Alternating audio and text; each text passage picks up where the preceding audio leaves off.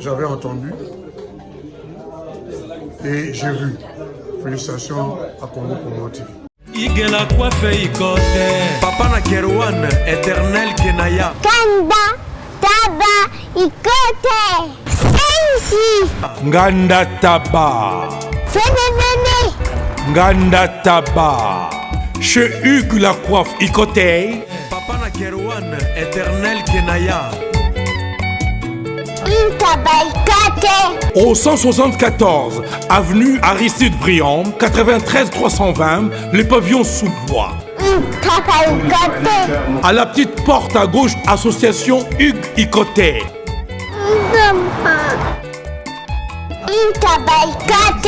01 41 55 0000. Ntaba Ikoté. Descartes Construction et yeah! Fini l'inquiétude pour la réalisation de vos constructions de rêves en RDC au prix imbattable. Grâce à votre entreprise installée en RDC uniquement pour vous, spécialisée en construction, réfection, bâtiments, immeubles, vente de terrains, travaux publics avec les ingénieurs architectes qualifiés au prix incroyable. L'escart Construction est aussi spécialisée en luminosité des bâtiments et éclairage public. Installation des systèmes d'alerte, intrusion pour des maisons et véhicules et tout d'autres services. Nous acceptons aussi les paiements par tranche au prix incroyable. Pas d'hésitation avec Descartes Construction. Vous ne serez jamais déçus. Pour tout contact, notre email est descartesconstruction@gmail.com. Notre numéro de contact plus 447 93 92 82 813 et appelez-nous pour Kinshasa plus 243 89 91 56 86 2. Descartes Construction à Tozana Mbongo Moké, opération Tongana RDC. L'agence d'export et d'import Michel Atlantic Shipping et yé bana ya Canada, bana ya USA, bomitungisa lisusu. Pour tous vos achats et ventes de voitures, pièces de rechange et les accessoires possibles. Na koti na ba koli na bino na Kinshasa, bomitungisa penza te. Please, bakoya koza koli tina ndako. Pour tout contact, benga Michel Lukadi. Plus 1 508 371 60 43 USA na Canada. Pour la Kinshasa, benga na plus 243 89 551 30 38. Michelo Atlantic Shipping. Yaboye, Bazuapi. Raph Ngindou, félicitations pour la promotion, c'est la rapport d'artiste. Que Dieu te bénisse. À qu'on n'ait pas demandé, il n'y a rien en face. Suivez Congo Promo TV avec le PDG Raph Ngindou. Nanenga mabete Congo Promo Raph Ngindou. Boga, en tout cas, félicitations, merci Sito et Oumela. Raph Ngindou, le présentateur la force créative Congo Promo. Boroto, ça la force militaire na Congo Promo. Et faites comme moi, allez voir Congo Promo, tv5.com. Donc au nom de Jésus-Christ, nous bénissons le Congo Promo. Avec Raph Ngindou, Congo Promo ne tombera jamais. Bigolo Congo Promo nde. Ouais, Balobi Raph Ngindou. Congo Promo toujours, grande puissance. Come Congo Promo qui torcos net in a film. Congo Promo babundana nango. Raph Ngindou. Congo Promo. What a plus, what another boss. Bilo comment fini mutu pour balimbisa. Kolimbisa c'est baby. Vraiment. Donc on finit quand on sale ma bé. Il faut cibler ma bé na yo. Combien de lignes pas tu aurais fait à ça là 5 ans de prison. Non. Ici c'est 4 ans, c'est 4 et 5 ans de prison. Il y a maman 50. Envie de vous retrouver pour le compte de l'émission News de Kin avec moi Betty Massengou sur Congo Promo Télévision. Bonsoir à bonjour, bonsoir. Hein. Ça dépend de l'ère à laquelle vous nous suivez. Et c'est déjà votre émission qui commence. News de Kin avec moi, Betty Massengou, la vôtre. Hein. Donc, la présentatrice de cette émission, la journaliste internationale et professionnelle, la sublime, la star. La femme du patron. En tout cas, merci beaucoup à vous tous. Merci à l'équipe technique qui m'accompagne pour la réussite et la bonne marche de cette émission. Salutations à mon frère MC Omelette, Papa Nafatia. Salutations à vous. Salutations aussi à Papa Dav Moubama, les papas de Joyce Davline. Serge Pian à notre cordon, Christian Bouy, notre DT. Et salutations à notre boss, big salutations donc à l'ingénieur Raf Ngindou depuis les États-Unis, notre boss. Aujourd'hui, l'actualité nous oblige, chers fans. Je suis très heureuse de vous présenter cette émission et de recevoir pour vous Papy le Prince, le porte-parole de Weranson Hugo de la Forêt. Vous le savez très bien que Weranson va auto-valider mandat nae. Et ça vrai ou ça archifaux, vous allons savoir dans cette émission. Et en plus de cela, sort, il y a Pacho RFI na prison et Zandengenin. Est-ce que c'est vrai, condamné Pacho pour 5 ans? Est-ce que c'est vrai? Pacho RFI Azobima, Bango, si c'est vrai ou c'est archifaux dans cette même émission. Et troisième point de la émission à l'élo, et ça juste pour la disque Oyo, monde entier là, formidable. Formidable suite dans aux Andengenin. Oui, quand on dans studio ou pas. En tout cas, vous allez savoir dans cette émission. Voilà, je veux déjà m'asseoir en attendant déjà inviter Nara Papy le Prince à Soko Taranae na plateau. Moi-même, moi c'est papa tous pépé embêté. Salutations à vous. Salutations champion Kaime depuis Kenya. Wabino Wabana. De gros bisous à vous. Blaise Kavaigwe, Charlie José Dama Belle, la joie moi de Pichuna depuis France. Le Mouto Pengate la Betima c'est carburant dans ce fait notamment la car la joie de Pichuna so carburé s'il faut toujours car la joie de Pichuna et barwa pour ya ngora ne mutekenda ozela bino ba information ya onde mutekenda rati kozo ba koketi la source ko sala la même sala comme c'est doit comme ndebo lingaka kaka. Voilà, et c'est mon a de gros bisous John Loubi à l'exceptionnel depuis les États-Unis. Salutations déjà à vous Balobi moko o soutenara Fondation Betty Massengou la joie de Pichuna.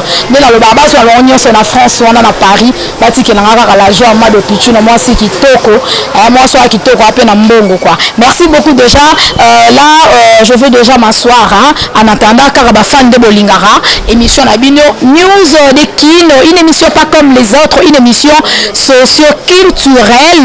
Merci déjà à vous tous. Voilà, merci beaucoup.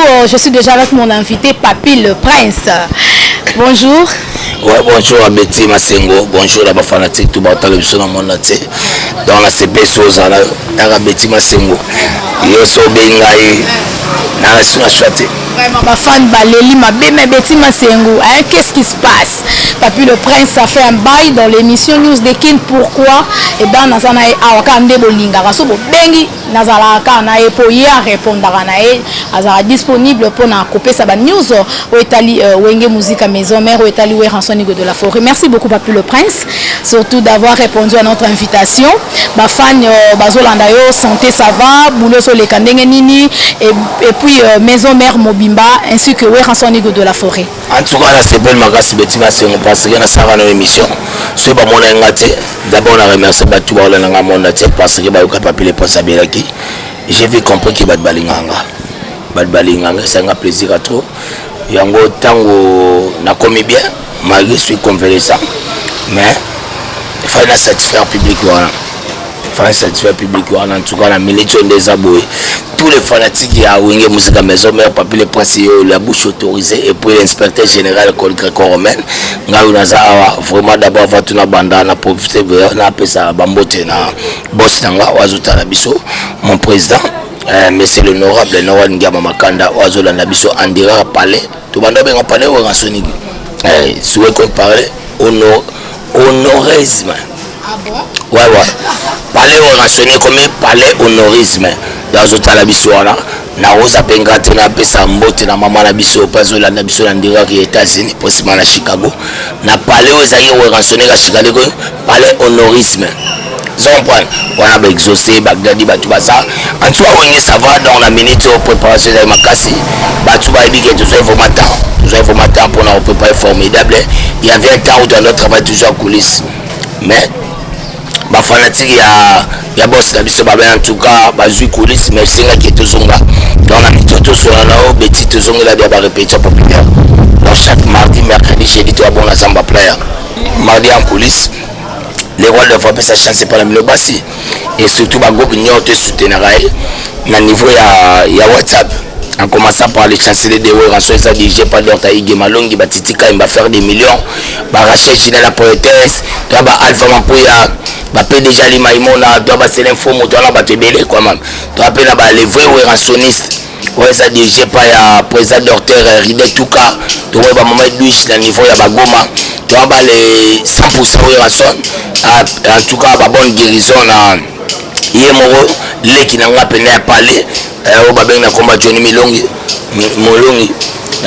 Johnny Milongi, en tout cas, bonne guérison. Zambé Abisso avec du colo. Yende a toujours mettre les temps de circonstances. Tu vois, les fidèles de Ouérançon, tu vois, les intimes de Ouérançon, tu vois, l'enjoy de Ouérançon, tout ça, parlementaire. Tout ça, les sénateurs, tout ça, les FIBA, tout ça, en tout cas, tu vas quand même mercredi, jeudi, ils ont répété les rois de frapper sa chance, la public. On a solo là, ce qu'on a pas. Alors, je fais même le bobo en route à Paris. Aïe, Abina a besoin de organiser ma femme modèle. Oui, mais la maman, c'est déjà mon pata. Les rois de frapper tango. Il y a où les pensions, il y a où les pensions. À quoi Abina a besoin de moi 520 gigas. Il y a jamais Kaboun à Yokango. Donc c'est-à-dire qu'il y a une répétition normale. Minizara qui était. Empereur Juppé Lumbala. Empereur Juppé Lumbala. Ah, voilà parmi les champions, toujours champion. Au monde de Bisso, ça se bat à 4 personnes. Au papier point cette canne à Baron, Empereur Arosa Motumo Anakat. Moi, je au papier point, la bête à Tolo. Parce que la botte à moi, on appelle ça combo ya Willy Moucheni. La tanya surtout, oui, la ya Willy Moucheni a répondu à nga. Sans point, l'on a qui n'a pas MDD Business Fisson Ituku, représentant Vanda Bapano Selena Congo. Na qui n'a la grand frère nanga, honorable Timothée Chimanga. Aussi, ça a un complexe avion. Ça que mon nez attendait la radra, mon nez sur la toilette. Natine est crédit. Oba mindele so ngatina dia mindele ba crédit batandela ba dra basura ba toilette mi parler déjà bimi eza libanda na miss na ngala zo mona ngo troisième pe kolika ningo lo baki troisième colis déjà ngane libanga ona yawa te na yesi zibe service na zwakata 37 colis awa na zibe service na mbala moko 37 oh ngakuna banga kina fisi mwana chaka 3 ah bon yiba yango na kiserie na bango ya musala baza pena Brazzaville mwana lobaki nanga pe na Angola bazali na Angola bazali na Brazzaville c'est que to benga bango monde entier ukokanseri kola mundele na moni Angola aja mundele te yo mutuza na France précisément ezala na Paris ezala na Rennes ezala na Lyon ezala esika nini soko uza na poli na yo kunyokoma na yo te banimero na biso yango wana benga na yo zibe service akulivre yo carton pe kuretire ye muku akuya kuzwa yango pe akuya wana Kinshasa kaka Kinshasa te ya Maniata Makalu na Point Noir na Brazzaville na Angola na Kinshasa place à Robunga ezate Hugues la coiffe Ikote. Et enfin, je suis arrivé. Salon Hugues la coiffe Ikote. Non seulement c'est un salon de coiffure, mais aussi une machine de transformation des hommes et femmes.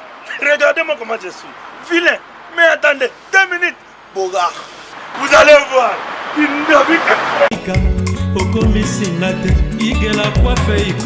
Hugues la coiffe Ikote. Votre salon de coiffure mixte afro-européen situé sur la Nationale 3 au 174 avenue Aristide Briand, les pavillons sous bois. Pour plus de précisions, veuillez nous contacter au 01 41 55 00 00 ou encore sur notre site huguelacoiffeicoté.com. Nous sommes ouverts tous les jours de 8h à 20h, même les jours fériés. Hugues la coiffe Icoté, l'homme qui coiffe la ville. Hugues la coiffe Icoté, le salon de coiffure mixte afro-européenne de proximité. Au 174 avenue Aristide Briand, les pavillons sous bois sur la Nationale 3.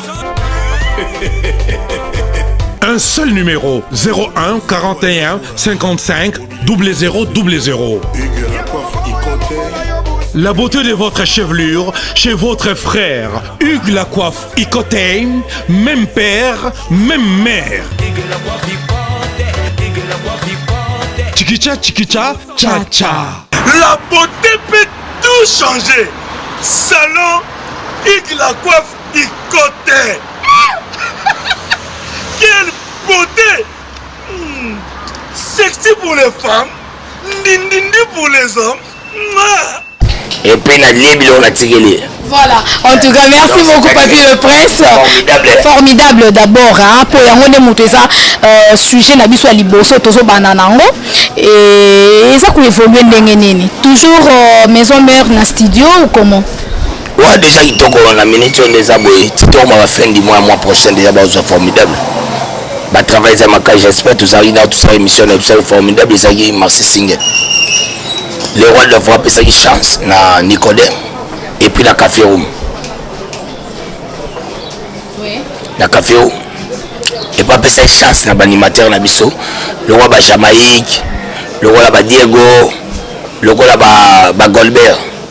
Mais avec le temps, on est auto béni Werrason, as leader as leader le plus populaire. Un leader monté sur Bimselo on a et Fandaraboy.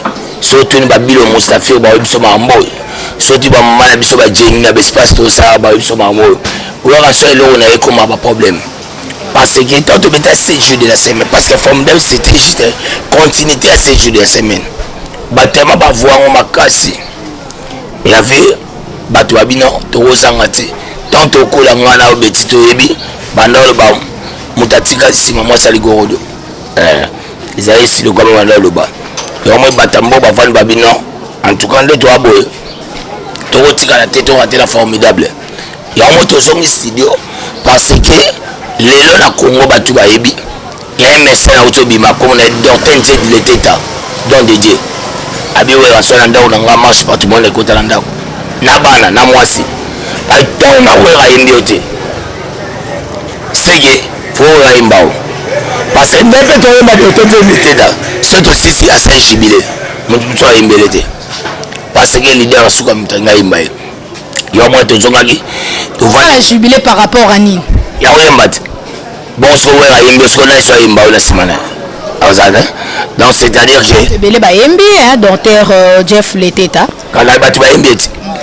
tamba sisi oyembaye bazoyoka mwasi na bana bayoki tanke na wera ayembi yo te donc c'est-à-dire bana problème on ndako ya débat ya baone mona ndako yango habité wera sone fa yembanga soki wera sone yemika na salle péché jubilé donc c'est-à-dire que la minute to yemba d'ortense de l'état to fandi boye président na biso le président Golf Kizola abi en tout cas awora tete ngana ba masa benga lo ba candidat sivu à Paris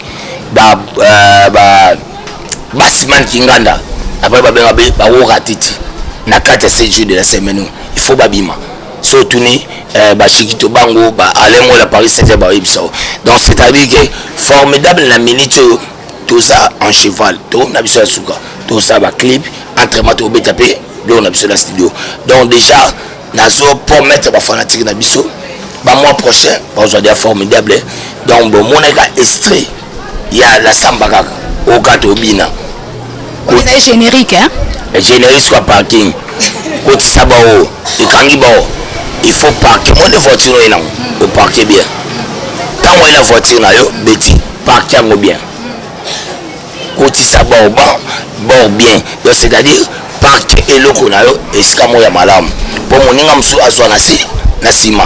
Donc c'est-à-dire que formidable Ezoya, ngamona yo qui pose l'anganda yembi, na se retrouver pour natanga Bible trop. Nathan l'époque de David, nanda yemba, mamba bolingo.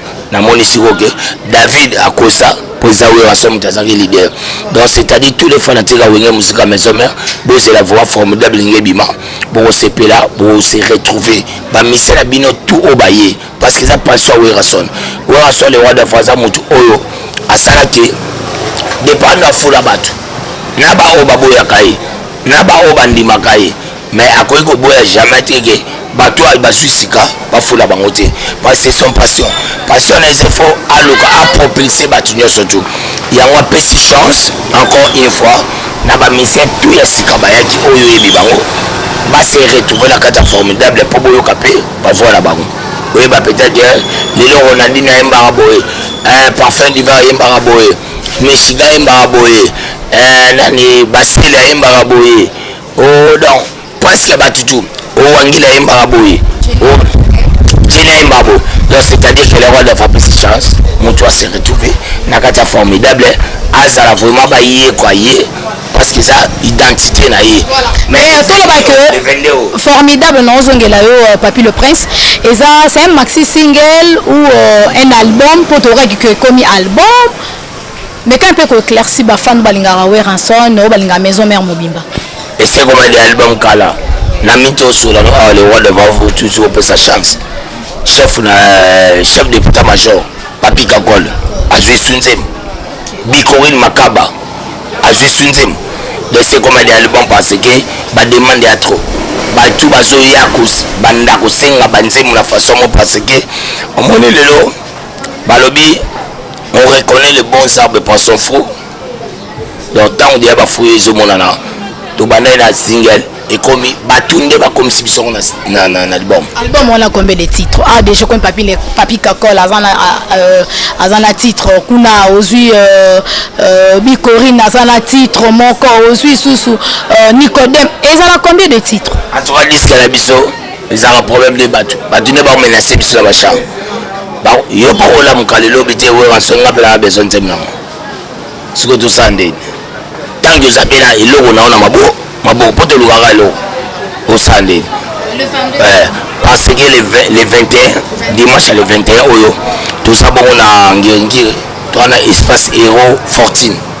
Dans tous les fanatiques à Wenge musique à maison, moi, tout le temps, la concert, moi, la casse, na espace héros fortune. Moi, ça t'a été naïf, ça bateau, t'es boya, trop bête, t'as tout bête, danger, parce que bateau, baby. Quand on parle de danger, nous voyons directement Weranson. Parce que faire des plaintes, c'est-à-dire faire du Weranson. Au tour ça, émission, la biso, ce bête, la vie, j'ai fait du Weranson. Weranson n'a rien à prouver la Katamboko. Arrason n'a rien à prouver, parce que bateau, baby, babylon, toi, salaire, bah, plein, bateau, baby. Il y a un bappé, c'est slogan. Bachamo synonyme, il y a plein et comme à Weranson. Merci beaucoup. Évoluons Papi le Prince, la bouche autorisée de Weranson que de la forêt. Weranson negara mokile ningala qui n'est là qui bouger monde entier également que va valider mandat nae bamsou balobité ministère public ndé moto pesa qui a vie. Donc Isaki a pesa qui dans point de vie donc que Weranson il faut abima député parce que ba mona qui ba prof oya qui na ngonde ba tuafuta ke na kikwiti mais na le cours constitutionnel et katina nouté et prononcé na nouté ce qui wera aza validé ou pas mais Papi le Prince yum to komeka un peu ko yebisa biso parce que ozalara tout le temps na Weranson yebisa biso no eza ndenge nini ce qui a solo que Weranson ba valider mandat na e et kozala ndenge nini kuna na parlement alati ba costume ake kuna voter ba loi à défendre ba artiste ndenge alobaki par rapport à projet na après na pourquoi alongoli teni na ya ki parlement kuna ki député ki honorable aye siko alati ki teni ya ki artiste ako combiner ndenge nini. En tout cas merci. Weranson aza validé. Na minute faut beta lisolo. To sola lisolo Papi le Prince au banda na ngeta porter parole ya Wenge musique à maison mère. Mais il y a des fonctions. Qu'est-ce qu'on porte parole à honorable Nawad Ngaba Makanda. Il est validé parce que Nayo Nanga, tu as déjà que Weranson va voter. Mais c'était juste une erreur technique où ça a été. Weranson a zalaté. Passage babimisi na bango publié qui il y avait des sages bazali qui peut batabayer baba qui fallait batba qui ndenge ya Reco. On dit bien que ba yiba ki wera ba vona e. Voilà. Reco et Salamagi. Lelo après avoir au côté la Reco, ministre public a compris que déjà monsieur Werason il a été élu. Yango Banyosaki Fagi Werason Azara. Dans le temps sur le Werason Azara, député national, oh qui coûte manare merci bino na otubo salaki. Bato bano le baron ni bote. Ils avaient la procédure. Procédure c'était justice. Tant que la procédure to kendaka, il faut prouver la preuve là sur la saki. Ngai peut faut la prouver wayo. Il y avait un processus qui tu as mis surtout parce que Werason d'abord vous maison entreprise et la société. Nous avons tous les catégories. Toi l'avocat, tous les bâtimiers, il y avait déjà au bazar chargé, il y a retravaillé. Ils ont bossé, les vis-à-vis. Ce que mon batu qui est dans bafundi motugo samba. Yoshi, à est-ce qu'on place dans la boy. Seigneur qui Seigneur toi là mon candidat Seigneur et reconnaître il y avait un problème technique, c'était l'erreur. Sans point. Cour constitutionnel aux obétalistes Baza Bayebi. Le ministère public et avoué le bas. C'était juste ils ont vu compliqué. Bataille ma preuve. Bataille à côté bataille moto bataille côté il y a honorable Werason. Bataille vis-à-vis il y a bateau besoin c'était mais c'est l'honorable Werason. C'est ça la cause. Le ministère public a dit que il faut valider mais c'est ouais Werason parce que c'est tout de suite au cœur on a tout pas bachiche bachiche batu ba yaka ko kotala bachiche ba moni yango parce que bato ba voter il président Werason ba voter la bozo baté ba qui a besoin que honorable Werason à côté la parlement le bela bango parce que au moins honorable Werason asa mutu azoya te pona oyi kolielo mobo n'est pas dit que vous avez préparé ici vous bandez koteka biloko na mobo pas comme député vous avez donc justement pour la famille na bino ba bomba son quoi Werason a pour la député a pour abana to anda kote les penza mbape sai et ça longa biloko wana Werason a le loteke am député le bana balo ke poto pour bien exercer ba gaba bana les États-Unis. Il y a des députés il y a beaucoup comme député pour balo ko mwana ke poto. Mais abando combinons ndeni musique politique. Merci la bateau tout ba voter pour za Werason. Abina bisa bino en satisfaire bino. Bino a botinde. Public comme ça Wera comme aller le Wera. La musique public pour OP et le big Werason le bela biso. Et puis Werason na pewa salango.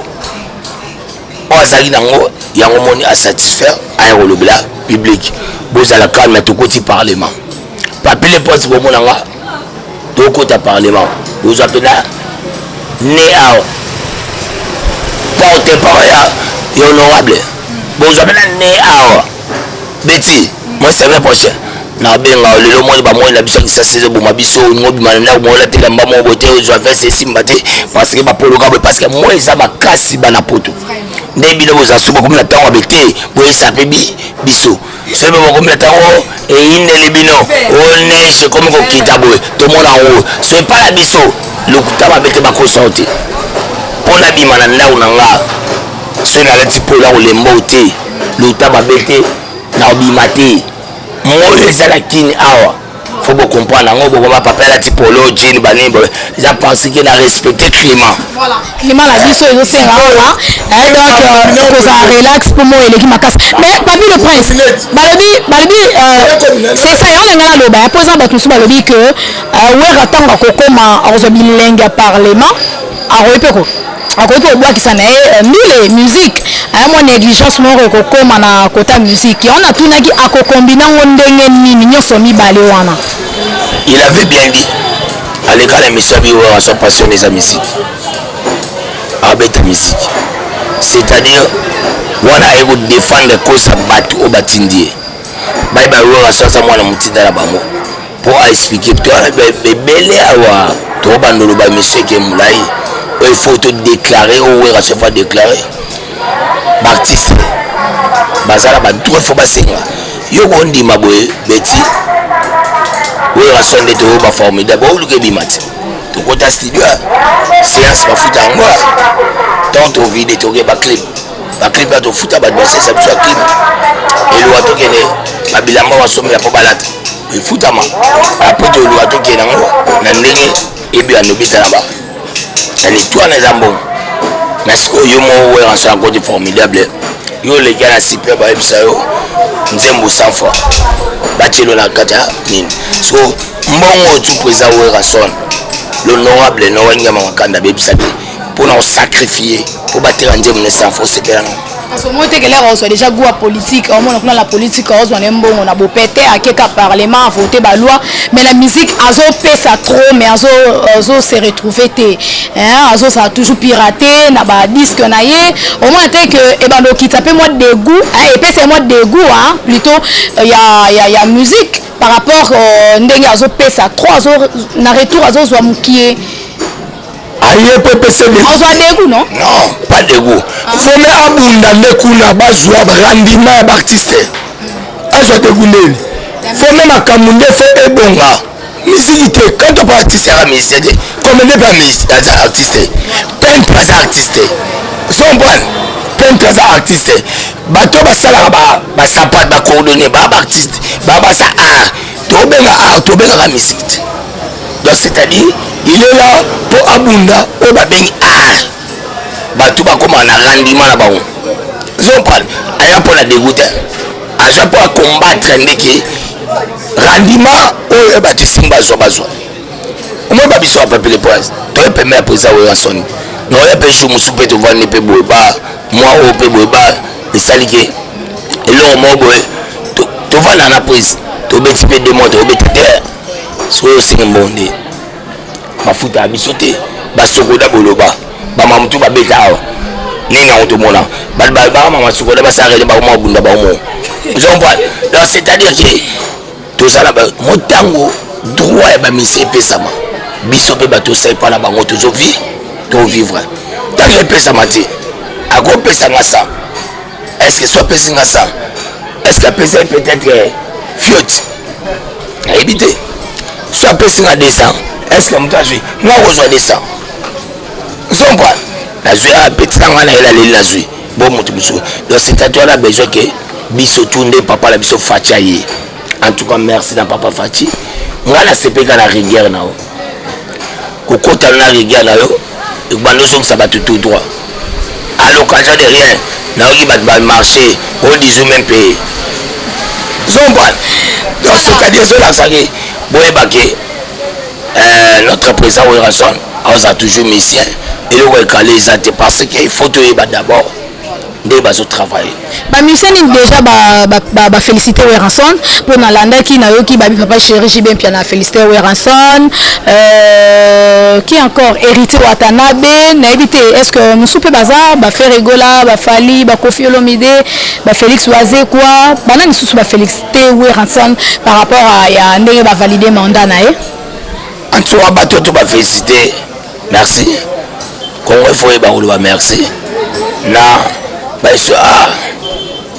courage. À part Bango Banane sous. En tout cas, le temps maintenant pour la cité Bagoma Batute. Mais moi, il faut pas comprendre. On ne parle de ça. Tu as un pouvoir législatif. Tu as un pouvoir exécutif. Tu as un pouvoir législatif. Et puis tu as un certain libéral. C'est pas le président Werason en commun de l'aine. Le président Werason est un certain libéral. Moi, un certain libéral. Tu peux être musicien, moi, je peux député. Avec ta musique. Aux avocats, aux députés, au bimo au sambela, client là-haut. Aux docteurs, ok, ensemble, au bimi, ok, traité parce qu'il y a un certain libéral. Bateau moni au bateau les melaka. Ndenge azala kopa osa kopa ote eza oyo tobengaka lokola certains pouvoir législatif. Peut-être oza peut-être PDG ya DGI mais ce poste quand même faut tika boulot non. Voilà. Mais tant que vous aurez balobi que ouais rançon abimi na recours mais moka yemba nze moka la na koti sur recours demi tour nze moka yemba ya recours wana esa ndeni bato mpe baza bona raison na bango ya oloba bongo te omoni le mo photo sola beti toza biso tu photo sola batu batalaki nde babaki posa oyo asona suite comprendre. Mais les sages au Bakuna, ce baba ajouté par le commenter à recours. Bamba doit soit idée le bas, montant monique, il a joaki, et que baba suité, Anna doit recours. Bamba baba c'est mon recours. C'est ça qu'on a fait. On a la preuve que Betia moi sinanga. Sans prendre, tu coûtes quelque part, dans mon bal moussous. Et puis baba yo, mon toit le bas, et puis mon taillé binga. Qui na bimana yo mwasi nanga ndako malo bake ayebinga te yo mwasi nanga te po mutu ana vanisa zo métier masanga natali pe yo beti ozo réagir te et pas c'est ça zombal mais na mutema ndo soir beti obike mobana ngamta yo kanganga zombal donc c'est-à-dire netinga. Donc c'est juste un exemple pour la saké mobali ya mutu ce qui a continué moi si nous mais ça va pas soit donc voilà donc il va que ouais rançon à ça là qui en pour na ko réagir na ndenge batu babane ko seka ke ouais razuite à la fois qui a zoaki on côté de recours c'est juste nanga na yo la président biso l'honorable Nonga Makama qui tout ça la biso mais tout c'est quand to kamwaki comment bon le ba mutazuite tandis que nous avons des preuves. Betty la sa émission on a 3 secondes dans la mission là quand nous allons combattre par des preuves tangibles ça va saigner la preuve voilà et ce va biso to bimaka ba sanka ba bimé ba sediko ba priorité ba ya ojani belema ba kintekila ba be personne to bimaka wana et ça va preuve tangible toye tout mais comme vous avez un recours sans recours bilan aux autres dans ma bouche bon qu'on s'habille sur la bouche. Merci beaucoup l'agent Ma de Pichuna donc alinga maramba boye donc on CP là beauté plus l'argent en France na Paris on est à la monte moko l'agent Ma de Pichuna moi so na mbongo na beauté et puis à Tabaranae donc para soutenir la fondation Betty Masengo donc de gros bisous mais la zala ba so nyonso na Paris na Kabeli ba on a ticket ba on va ticket na rara l'agent Ma de Pichuna donc maman Mili Nzemba moi c'est papa tous pepeli ambeté le maman Elike le malakati à Londres de gros bisous voilà Nzemba moi ça papa abiso tous pepeli ambeté moi voilà la mère abiso OK faut pas que ça mort en Suisse maman Nene Landu la cata Suisse. Merci Rambote maman Nene Landu, bah gros bisous na yo l'empereur donc l'empereur JP Lumbala. En tout cas de gros bisous à vous l'empereur JP Lumbala, de gros bisous aussi à la joie de Pichuna depuis France depuis Paris voilà. Toujours que malé na souki émission na biso troisième point na biso tolo ba émission à lelo otolo belana Papi le Prince le porte-parole de l'orchestre maison mère de l'honorable Weranson Ligo de la Forêt Papi le Prince balobi patcho RFI kuna malade SOS balobi on nini Weranson akangi motema donc akangi motema makasi boye anya moto yebela ke boye te motema makasi boye na mama la biso si deji mapata bango baza bato mitema pété motema malamu mais bazolinga bimisa patcho RFI te pourquoi est-ce que c'est vrai procès à patcho RFI et fumwami déjà de to ko bamso bi patcho RFI ba condamné pour 5 ans de prison est-ce que ça solo to ça le kuta na ebité mais ka peut que éclaircir biso problème et puis ezana nini comme ça patcho RFI tina kati ya prison or ba musicien le musicien le quoi Weranson ba guerre et salama entre yo na ba Blanchard Mosaka na ba Roger Ngandu totika ko yoka ta mutu moko ta kota prison mais pourquoi car pas tu RFI Betty pour la nuit à Noël donc tant boyeba Weranson boyeba boyete boyeba faut ko finga gai bofingaka ye oyera so bofingi ye bofingi mwasi na ye nde boyebelaki te bofingaka ye. Est-ce à qui les droits ils ont permis de tofinga mutu nga na banda guerre na nga depuis la banda ata Sankara il peut Sankara afinga ba orchestre mususu afinga pe ba artiste musicien mususu mais bakanga ete akota prison te depuis to banda musala Sankara bana musala nga na sala na ndengo zo oloba mamwa to sala aucun jour beti na oloba ngo devant Dieu so elinga image nga na fingi beti mama na yo na fingi mwasa mutu boy na boy o to sera na pesio sanga finga mutu te biso finga batu te. Moi c'est juste un rappel à rappeler le scato wuti scato comme scato ken et puis la rappel à ko ba misela biso pour tout ça ina bango ta le scato bandaka tata to keda ka voyage botala boye escap papa la biso Werason son excellence monsieur l'honorable Noanga Makana boye na finga mutu beti finga balobeso ba fait rigola ba c'est le scram expliquer scato zwaka ye na expliquer utaka mbandaka oyaka boye na fingi mutu te tango uti mbandaka etozuye oyebi lobeso yo boya wera te parce que ba voiture ba nos na maison mais na finga ye bote ko finga zande ni beti na bandi ko finga yo beti bitu ya mwasa zombwana na za mobile note ba ko ba no finga te so na bi beti na sali na ben empereur jipe mbala na auto sali monsieur mona beti masengo beti mo ande a pembe abo est-ce que la fingo na détaillé aza pembe bo aza bodo ya ko finga te ata sanga tanga yela biso image obiso to finga mutu ya c'est juste na zo décorer que bilo musafi a pembe na fingete si vous voyez ça la bino bien ti lelo quand tu es fini à prison et ça une punition ou rançon à pessier non c'est pas maman si déjà m'en pata oyenda ça la concernée hein na makambo yo poto yo ki babi keza plainte ye mutafungola ti mampata vana na États-Unis maman la biso Sylvie mampata vana na États-Unis ana tango yo ta plainte mona Congo ati pas aux États-Unis na minto ta biso na États-Unis on a fungolé plainte ya ouais rançon ya on a isayo ko sala bien ti eza mam na biso te eza justice nde ezui likambo avec des preuves et monique yo fait vandaliser biso te c'est justice pour yo so za problème mutu donc on a dit baboni que la justice soit faite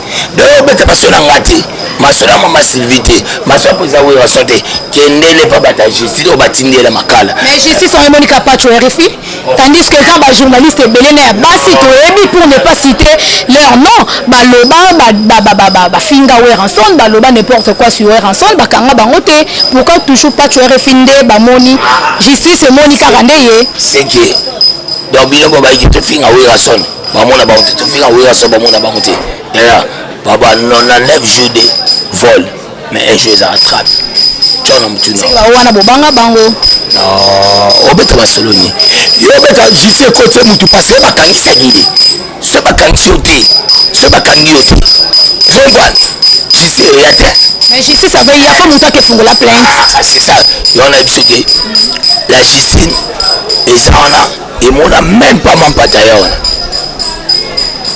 zombwana il y avait des gens au bafinga ko ba maître ninja na biso bafingi ya mort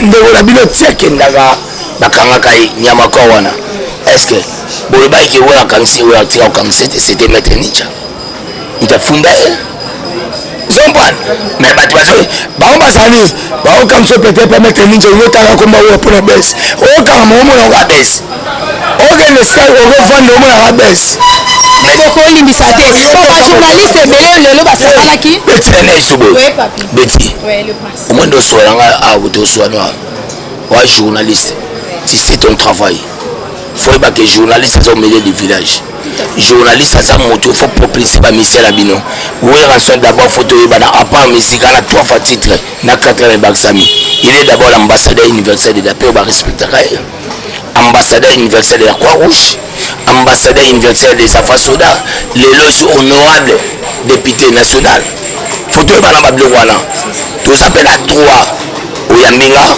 oyambi muta kofi ya pesa kofi oye moto apesa chine oyambi moto apesa wazekwa oyambi presque bato tu yo oza fanatique jamais ya musicien faut yeba mambo osala comprendre pourquoi yobenga biso toyaka ya baninga miso babenganga na ya te basi mpe na basi basala mpe bemission osa babenga na oya te ntima okufa mpe na ye te akomenga na whatsapp na boye mais soki nayebi ke Betty d'abord aza femme respectueuse nayebisa ko chaque fois na so Betty la classe ako na bara mo boye parce que tu fais ton travail est-ce que jeunesse ako yaka bandi boye oyaka bandi ofinga maman artiste na bino azo défendre ton président oyo ranso akenda ba Bercy ton ba Zénith tant akenda ba palais du sport a défendre cause abimisa draponi ya Congo on ça défense à Congo te wana vraiment toza contre yango nga aloba yango que ndeka papi le prince alobi tosala mosala bien donc tozala au milieu du village journaliste azalaka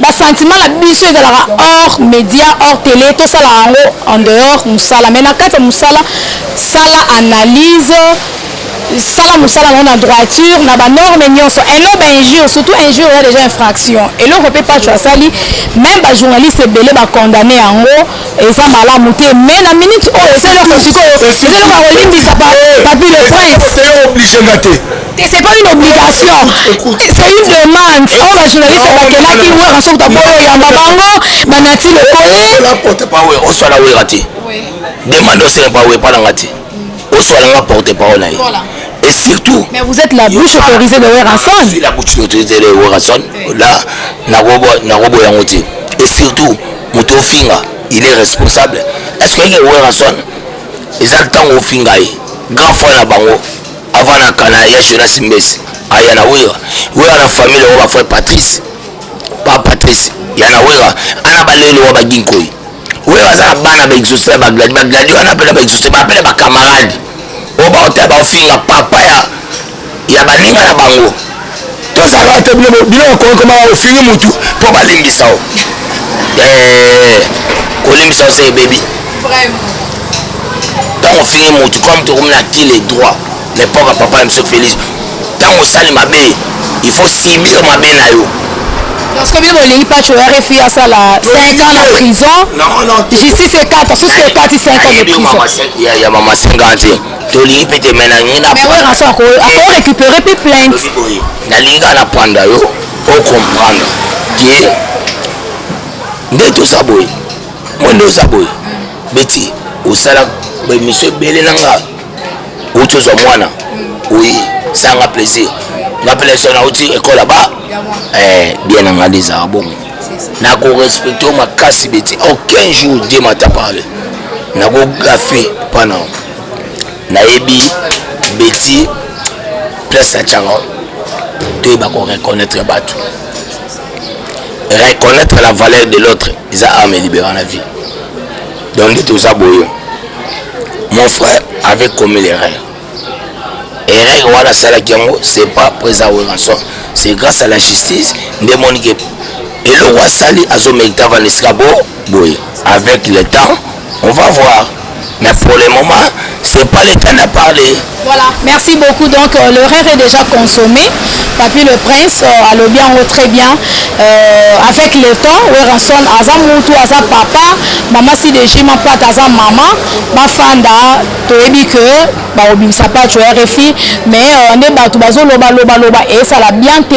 Donc et puis ça ka leçon na biso ba journaliste nga kuna mi longola na ngala ba polémique wana aucun jour bo mona Betty Masengo afinga aloba donc je ne peux pas le faire et éducation on a zoa pe ba parents nanga maman Kati Bakisa na papa na biso bisika za colonel Kayembe na Lubumbashi de ponga la mona soda donc tozala qui vraiment éduqué et puis eza pe éducation to pesa na bana na biso toza ko bota mais eza kaka erreur o ba journaliste belé bazo commettre na musala oyo mais mingi pe ba artiste musicien na éviter soki eza na Weranson te to pe confier le milieu akangisa ba journaliste ba Kempiana faire rigoler également ba na éviter eza lokola moi eloko moko boye na mondo soko sali mabe mbala bakangi so makala et puis ça peut mailler quoi. Donc c'est le quoi une leçon à tirer. Voilà, merci beaucoup déjà.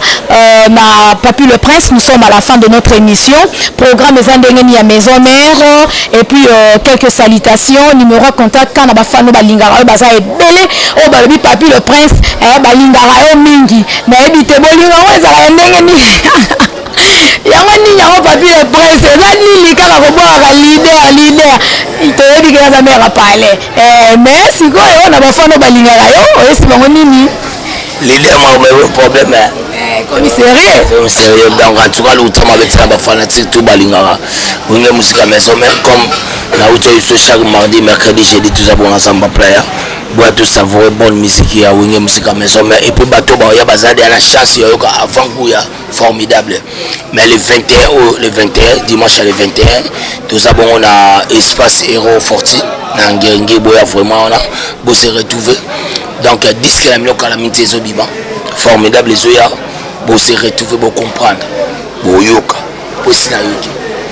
bateau tout balinganga numéro na yango code nanga ya biso mboko 242 za code à moi nanga bo s'agiter te bo baluka te bo beta 243 beta plus ya Willy Moucheni dans son beta plus ya Willy Moucheni 97 067 16 44 donc plus ya Willy Moucheni 97 067 16 44 là au rejoint dans les réseaux sociaux mais ce mot benga direct plus ya Willy Moucheni 89 99 194 et ya Willy Moucheni 89 99 55 194 la pesi bambote d'abord on a grand frère propre à Paris archevêque même le bobo.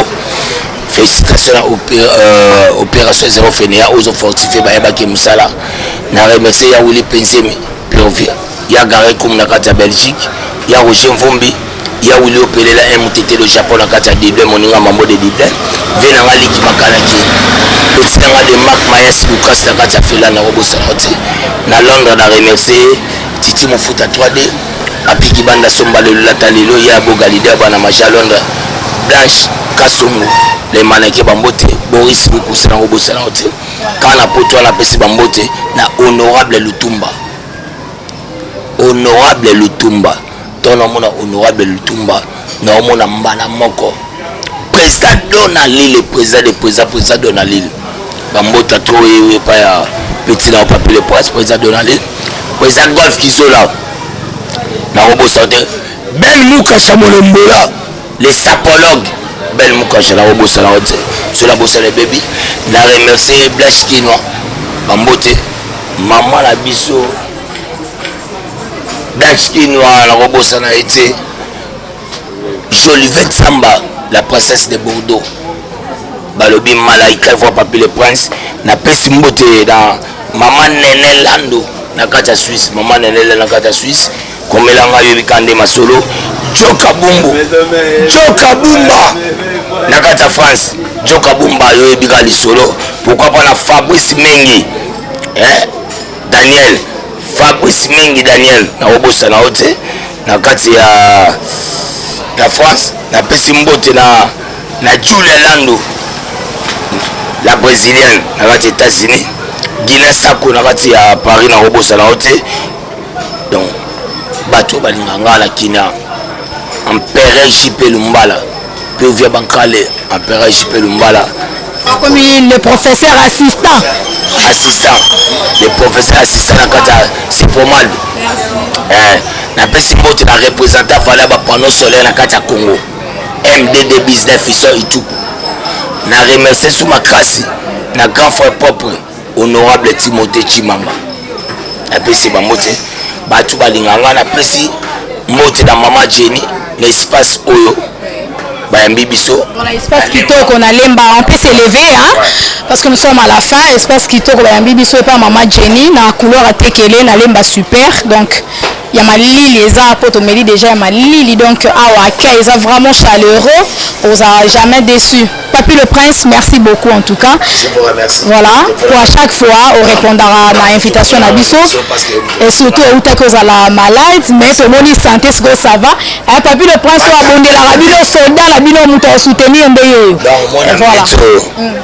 D'abord la bio na moko. Aussi na baluki na zongai. Petit nanga Bilo Mustafir. Voilà. Voilà. Merci beaucoup. Les bonnes choses ne durent jamais. Les bonnes choses ne durent pas, dit-on. Merci à la joie de Pichuna depuis Paris. Merci beaucoup Maman Miline Zemba depuis London. Beauté plus l'argent. Également Maman Miline Zemba à London. Voilà, moi c'est papa tous Pépé Lambeto, Maman Eli Kelemba. Merci beaucoup à Bendicap, grand réalisateur. Donc Babi toujours Congo Bilili TV, Papa Daf Moubama, Canal Futur, News Canal Futur One. Ils ont la pour la bino s'abonner belé. S'abonner belé donc balobi Congo Fatia Pezawana avec MC Omelette papa la Fatia pour qui marche qui tombe c'est grâce à lui hein.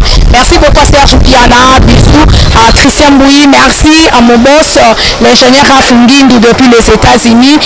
Merci beaucoup à vous tous de nous avoir suivis. D'ici là portez-vous bien, on se retrouve pour un prochain numéro de cette émission. À la prochaine. Ciao.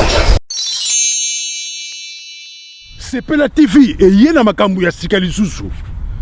O ba chaîne ya France eza na kati. Ba chaîne ya Congo eza na kati. Ba chaîne ya Londres eza na kati. O ngomona makambu ya politique ya sika. O parti AA eza na kati. O parti BB. O CFAIO eza na kati. Ya Sepela TV. Bouquet comme ya muke boye. O tina poche voyager na ngokeno partout lingi. Na bouquet ya Sepela TV. Sepela TV. Mais ma biso n'engozo ma biso wana 4K machine ma daka Sepela TV. Bienvenue dans le monde de Sepela TV.